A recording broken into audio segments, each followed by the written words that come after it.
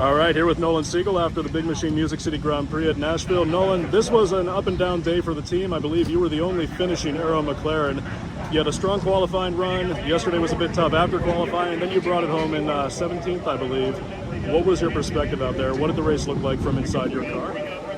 Yeah, I think, we had a lot of pace. Obviously qualified 7th yesterday, which was quite good considering where we were in the order. I think it was a really strong run, and did the engine change and then had to start 16th, so kind of in the thick of it. And yeah, once the other cars were out, I was the lone Arrow McLaren out there, and I think for this whole group, we've had a lot of days where there's been a lot of potential, and we haven't ended up finishing. I've made mistakes.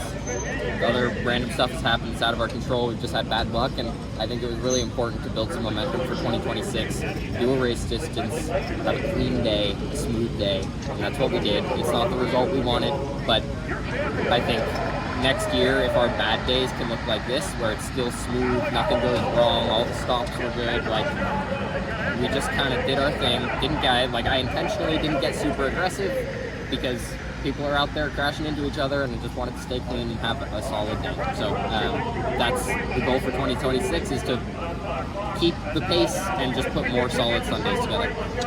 This looked like a really uncooperative track. We saw Rasmussen lose it on his own at the start. We saw several people drift up into the wall. Did the track change much from yesterday in the highline practice to the race today? Yeah, it was greasy, and it gets so many marbles up high, and it gets really difficult. It's such a fine line that if you push a little high, you get 6 inches high and you're going into the wall.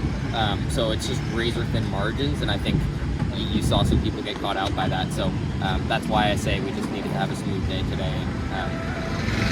Didn't make any mistakes.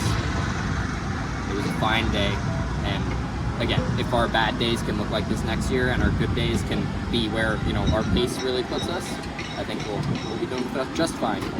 Good deal. And, you've got Tony Kanaan, one of the greatest to ever do it, in your corner at Arrow McLaren in his role administering the team.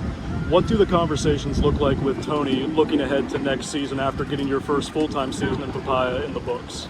Yeah, there are lots of conversations. I think, this is my first full year. I've learned a ton. I think he's learned a ton about me. We've learned a ton about the team. And we have things on the list to fix, whether it's me, whether it's other stuff. And I think now we know what to work on, and we have a whole offseason to make some progress. I think from last year, if you look at the pace, the step up has been massive.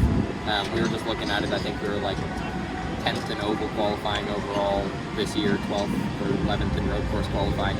We have plenty of pace, and that was a big jump from last year. And now I think if we can make a jump in consistency and a jump in just kind of Sunday race performance, I think we'll be fighting for the top 10 in the championship next year. That's cool. All right, last thing, any fun plans for the off season? How are you going to take care of Nolan in these next few months? I'm itching for 2026 already. I don't know. I'm not going to take much of a break. I'll be in the shop, make sure everything's where we need it to be for 26, and just wait for the next time I can be in the race car.